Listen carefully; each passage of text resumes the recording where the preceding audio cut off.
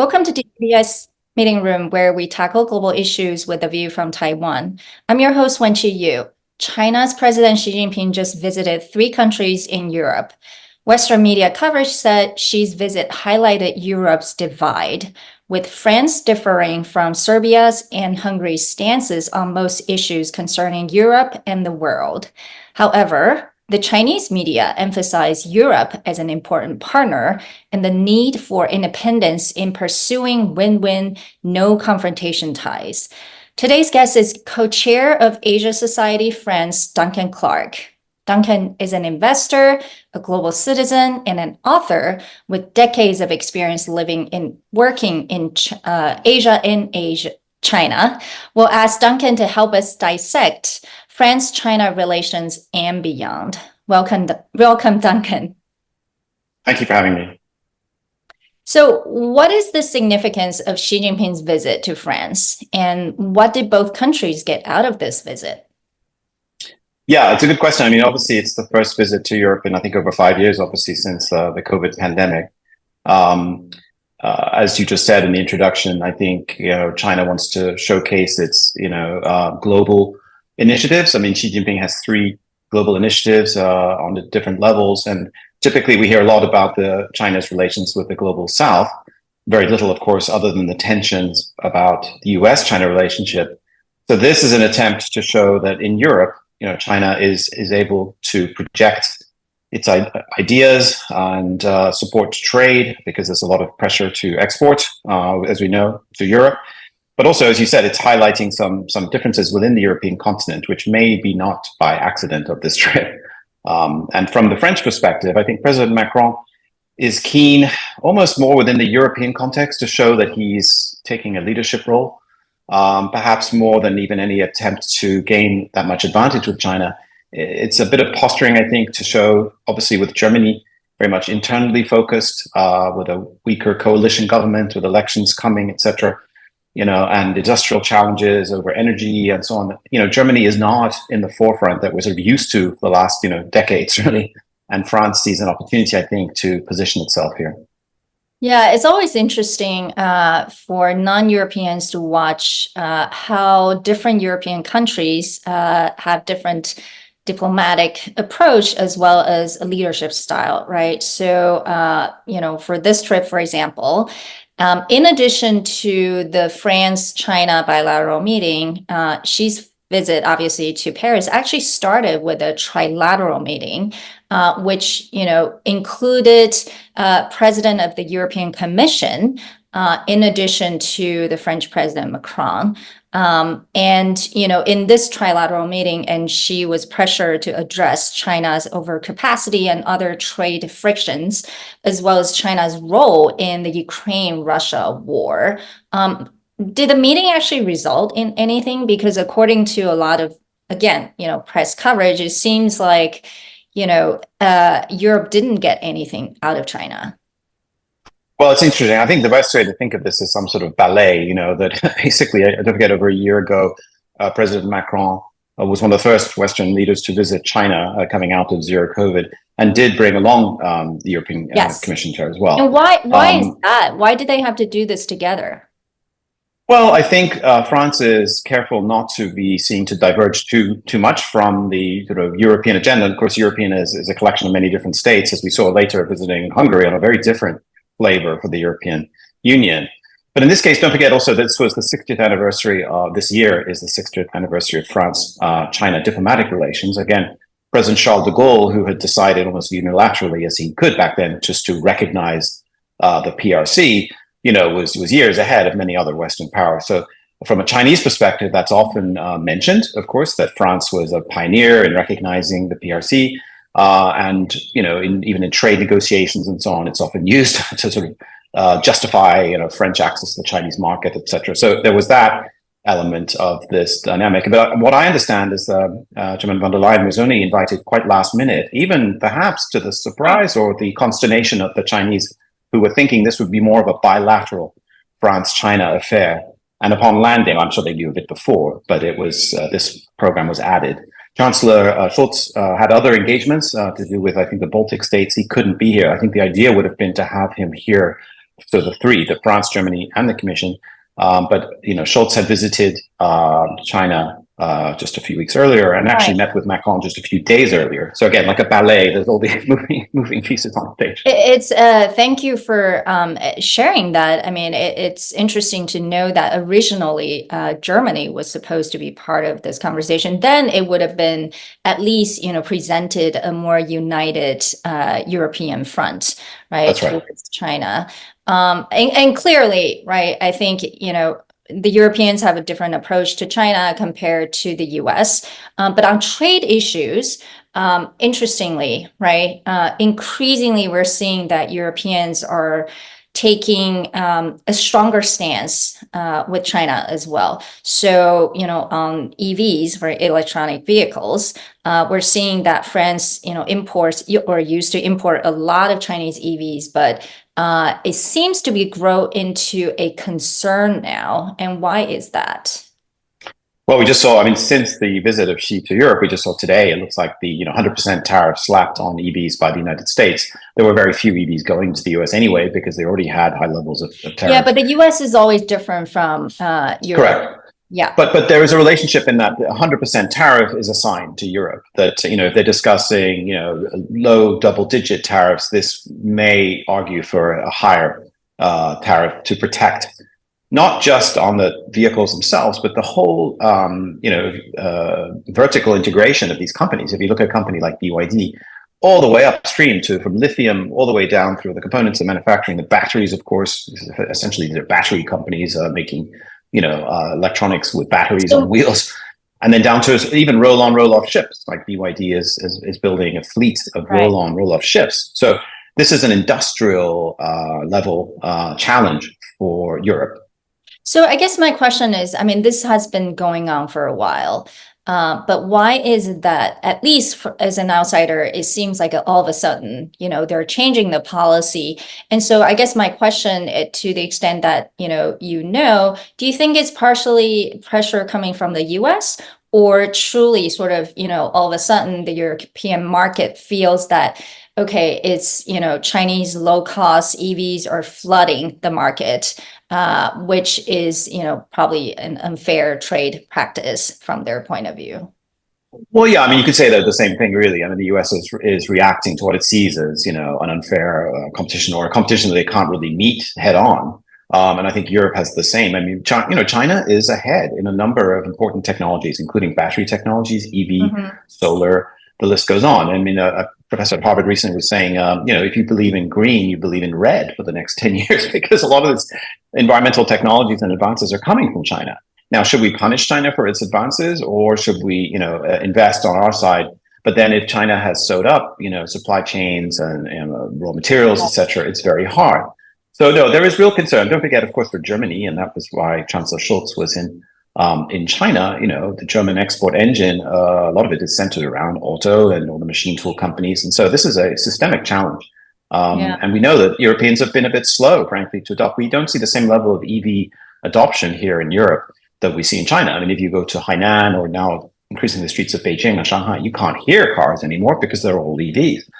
So China is pulling ahead, and this is the challenge. Yeah, it's interesting to see, and how China counters this argument, how, they subsidize, those industries and are able to export. And their argument is, they're dominant in the green technologies, and they're trying to make the world a greener place. And, they think the sort of the protectional approach by Europe and the US is just a fear of their, leadership in this area. Look, there's a nugget of truth in that, but also there's a nugget of, let's look at what's happening in China. The domestic economy is not in great shape. We see somewhat anemic consumer demand. In the meantime, it's very clear, Xi Jinping and the government have been advocating the new productive forces, a way for China to advance, partly due to decoupling pressures from the US, but partly just from a sort of engineering mindset in the leadership there, that, almost like a 1950s throwback, that we can, advance through massive investments in certain areas. And the problem is that leads to, you can call it overcapacity, or not, but China produces way more cars than they can consume currently in China. There's intense competition. I mean, by the way, these cars are extremely advanced. I mean, when you sit in one, as I have in Beijing, a Huawei car or the new Xiaomi car, totally integrated with your devices, you really feel like we are the ersatz, we're the backward place. But that's a challenge because are we ready? How are we going to integrate? China's model is just different. So from China, they're looking at exports to save them at this point, but that's going to cause a lot of trade tension as we see. Yeah. And more than EVs, right, is France as concerned as the US when it comes to other Chinese technologies, whether it's from the competition or national security point of view. We see that I think Li Kai-fu just officially introduced the new AI model from China, and watching his video, you feel like, it's like China is declaring that their formal entry into this AI global competition. How does France see Chinese technologies? Well, I mean, even ahead of Xi Jinping's visit to Paris and other cities, I mean, President Macron was talking about the need for not to be a vassal state to the United States, for Europe to stand up. He's making some fairly dire predictions to sort of rally people to say, look, we're increasingly challenged from the West, from the dominance of US technology, from the East, physically challenged from Russia, let's not forget that, but also from the rise of China and its technologies. What is Europe's role? And so there is an attempt, for example, in AI to funnel resources, to coordinate across markets. We've just seen a big investment in the UK last week. We've seen earlier with Mistral here in France. But the scale of these companies is a lot smaller than the US. And I was just talking to an investor in London, and they were thinking, probably this is just a bet. The investment that's going into some of these European AI companies is a bet that Europe will eventually geofence Europe and say, we require these companies to be European, because otherwise they just won't be able to compete. As we've seen in the e-commerce world and internet, we see sorry to fly here, it's almost summer in Paris. There we see that Europe is challenged by the big tech dominance of the US. Except in GDPR, interestingly, Europe's done a good job in protecting consumer data and privacy. But ironically, they don't really have their own big platforms. So it sounds like the Europeans are trying to protect its own market from both the US and Chinese technologies. Is that the right interpretation? Well, the Inflation Reduction Act in the United States, as you know, promotes a lot of onshoring into the U.S. from everything, along with the CHIPS Act as well, and semiconductors, but all kinds of materials. That was early on. President Macron accused the U.S. of being rather protectionist in this area, because a lot of European companies who are involved in this area will look to the US as a market, and even to access some of these subsidies by becoming an American player, or even we see the companies listing in the New York Stock Exchange rather than Europe increasingly to become more American. So there is that challenge. But I think it's a very different dynamic with China, where it's considered, partly there are security concerns, partly there's the whole industrial structure concern. That's what I wanted to get into as well. So in addition to competition, there is that national security concern as well. And is it as, are they as concerned as the US overall? Because it seems like the US right now applies to the national security lens to almost everything now. Yeah, and by the way, the US and China are actually kind of a mirror of each other, because we see this with China. Of course, we have a lot of focus on national security, including, for example, concerns over Tesla cars accessing, sensitive sites. And similarly, in the United States, talk about EVs, could they be controlled remotely, and spying technologies and so on. So this is happening everywhere. I think one thing we can say for sure is that the security camp everywhere is in ascendant. So in the US and China, and increasingly in Europe, we've seen a number of arrests and interventions. The challenge is us ordinary citizens is we don't really know. I mean, we're told, obviously there will be court cases and trials coming for some of this espionage. But I mean, it's the same really if you go back to the whole controversy over Huawei. I mean, Huawei built stuff cheaper, and actually revolutionized, for example, 4G in Europe, and later bringing down the prices. But we are told that there are security concerns. it's almost unknowable at the individual level, at the company level. It's, the role of the security apparatus in every country is just that much greater. And so this is causing a lot more friction. So between as a countries. savvy investor who knows the world pretty well, are you convinced of this national security concern argument? Well, there's clearly a concern. I mean, certain technologies, we know are pursued by different nations to advance, military. I don't need to tell you that about Russia and Ukraine, and all the supplies that are coming into Russia there from Iran, from North Korea, from China. Although China is, saying that it's not providing these components, but clearly, we're in a new age now. We're in an age of accelerating innovation, where friendly drones that we use for selfies at weddings are now dropping bombs. So we all have to be aware that technology is moving fast, and so this idea of dual use is increasingly difficult. Some are clearly dual use for very advanced. This is not my area, but rockets and so on. But increasingly, as we've seen in the conflict between Ukraine and Russia, this is coming down to consumer level devices. So we all have to be concerned about this, as well as our privacy and our safety.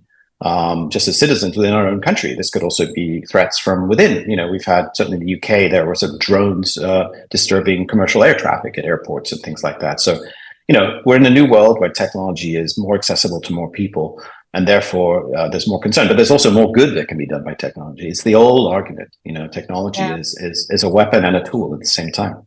Yeah, technology is neutral itself. It depends on how it's being used. Since you mentioned the Ukraine-Russia war, we have to talk about it because, during the France-China bilateral meeting, it's also raised as a major issue. But we see that, the bilateral statement coming out of the meeting didn't say anything about Ukraine-Russia war, but it did. There's a separate joint statement about the Middle East crisis, and, both countries want to see peace and ceasefire during the upcoming Summer Olympics in Paris. So it seems that on this point, China, is unwilling to exert pressure on Putin. And China denies its role in aiding Russia in the war as well.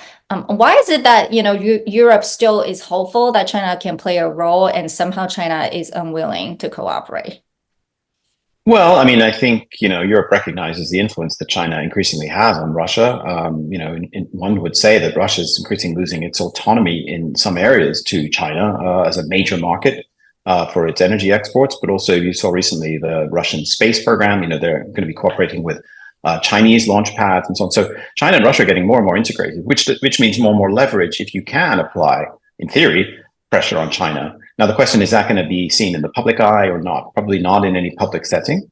But I think, there is a hope. And don't forget, actually, President Biden is coming here to Paris, I think around June 6th for the 80th anniversary of D-Day. So the fact that President Macron has a conversation ongoing with Xi, which is much more difficult for the United States with Xi, although they do have them, could be useful when we get down to, these kind of potential peace talks. Because the costs, everybody's losing in this, we know, including European consumers. We've had a lot of inflation. We have the global South suffering from higher fertilizer prices, So there's really no winners in this conflict, but how do you get out of it? This is what Macron's been focused on. Don't forget he tried before. Yeah. I was going to say he tried before to broker peace with Putin unsuccessfully. So yeah. Yeah, and I think probably compared to other Western countries, I mean, China certainly is closer to Putin. We see that Putin is going to visit Beijing again.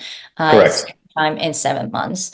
So how does the French public generally view China and Xi Jinping's visit?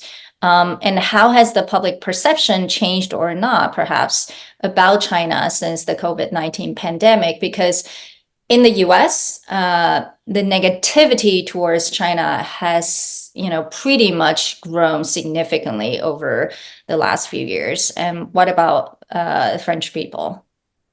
Yeah, I mean, if you look at the surveys from Pew and others, I mean, that's been a pretty major shift globally, at least in Western nations, of inevitably, whatever the origins and what happened with COVID has not been good, certainly for the way China is perceived. I don't think the visit in itself elicited that much attention, almost. I mean, it did within China, perhaps more as a sign of, the first trip to Europe and so on. But within France, there was coverage, but it's really not at the same level as the crises that are going on in the Middle East, in Russia, what's happening in the U.S. election. So, but I would agree with you that it's not as default negative a coverage, let's say, at least the media as it would be of the U.S. China, because there is again the 60th anniversary of France-China diplomatic relations. There's also this issue, don't forget, of cognac and Armagnac tariffs that Xi Jinping has sort of suspended temporarily, I think, which is, we're talking €1 billion plus of exports for France. So, there's some So would good you say news in that trip as well. would you say generally speaking that, China is just further away from French people's life, basically, other than like, I'm sure trade business people, is very important, but probably not as much to the general public. Well, I mean, I think you raise an important point. I mean, Paris here is the most visited city in the world, even, not during Olympics years. It's the number one visit destination. We do start to see more Chinese tourists coming here and Chinese spending, but it's much lower levels than pre-COVID. We see fewer flights. We don't see the same collapse, if you will, of flights to Europe that we've seen to the US from China. So there is more of a China presence. There are more Chinese living here, actually, increasingly. Obviously, you have the students in Europe. There's large numbers. There are entrepreneurs, filmmakers. There's actually a creative community in Paris of Chinese. So there's maybe a more openness, I think, to Chinese cultural influences here. I mean, France puts culture first in many things, whether it's food or film and others. So I don't think this is so much of a negative at a personal level or a people level. At the political level, look, it's not a good situation, and Macron is trying to maintain some bottom line of communication, with some success, one can say. Yeah. Well, he visited Beijing, as you mentioned, last year, and kind of got into trouble because he said France shouldn't be caught up in an escalation between the US and China regarding Taiwan. And how does the French public feel about Taiwan in general? It's even on people's radar, or it's just, a place where people don't even know where it is? And has that view changed recently? Yeah, well, the first thing on the interview, I mean, it's very clear that President Macron should not give interviews at altitude. He's had two bad interviews, and this was our friend Jamil Anderlini of Politico, and also the French outlet, Les Echos. But it's interesting that the French outlet didn't report the words that Politico did. So it did get him into some trouble. I think it was, ill-advised. He later had to explain. Yeah, he later had to explain further. So clearly he, probably didn't think he did a good job by saying that. Right. So look, I mean, I think within France, look, I mean, like everywhere, I mean, there are people interested in geopolitics, and there are people interested in just watching, TikTok, or just enjoying, walking the dog, right? So, I mean, we have to be, mindful of how many people are into the elite politics. I think generally it's a fairly well-educated population. I grew up in France, and I found the education at the lycée level anyway pretty good. But, you don't know. I mean, people are aware of history, but overall, there isn't the same teaching of history here, of Asian history, as there should be, frankly, and that's across the board. But I think generally one thinks of Taiwan having a pretty positive image here, if only from symbols like bubble tea, which are like every city block. So probably it's like 4 or 5. So no, I think people are pretty well predisposed. Like I said, culturally, I don't think French people are the same. They're not as geopolitically minded, perhaps as a default, as increasingly we start to see. Not driven by media, but reflected in the media in say the US or UK. There's a lot more focus in the Anglo-Saxon world, it seems, as the French would call it, on things like spying and the threats of technology. I mean, that exists here too, but I think it's not as pronounced. Well, France is always a little bit different, and it's very proud of its different diplomacy than the US. And like you said, right, it's been that way for decades. And France continues to be very influential on the international stage, not only because of its past, but also it's very active in international organizations and just generally the diplomatic arena. So then what does that mean when the world seems to be trending in a more bipolar system led by the US and China? And France keeps saying, you cannot sort of be the US vessel state, but clearly it's also not on all the way to the China camp either. But what does that mean for France? What kind of diplomacy is trying to conduct itself? Well, I mean, France is a permanent 5 member of the UN Security Council. So if you think about it, US and UK on one side, France, let's say, more on that side, but a bit more in the middle. and Russia and China on the other. So you can see from China's perspective, it's interesting to continue to maintain dialogue. France is a nuclear power. France has even made some rather strident calls for putting boots on the ground in Ukraine if Russia makes major advances, which has surprised many people. But anyway, Yeah, France sees itself as a power still, and it is a presence in the Asia Pacific as well. It has over 2 million citizens live in that region. But on the other hand, France is part of the European Union, and we have elections coming up, European elections, which will also, through the council, determine, the new von der Leyen. It may be von der Leyen, but it could be somebody else. So there's a lot of politicking going on within the European context right now. And one other thing to argue, of course, is that it's no accident that President Xi Jinping went to Hungary, where Viktor Orban, of course, is an autocrat favored by people like Trump as well as Xi. But also, Hungary will take on the rotating presidency of the European presidency in June. So, they will have a bit more sway as well. So that's causing some concern, of course, in Brussels, given the belt. So, look, this is a new great game. The old great game was, Russia, UK, and India, and so on. But now it's a much more complex global game, as you said, a multipolar game. Yeah. Well, thank you so much, Duncan. It's not usual we have a perspective from, France or Europe. So it's especially a learning opportunity for our audience to hear from you. Really appreciate your time and analysis. Take care. Thank you.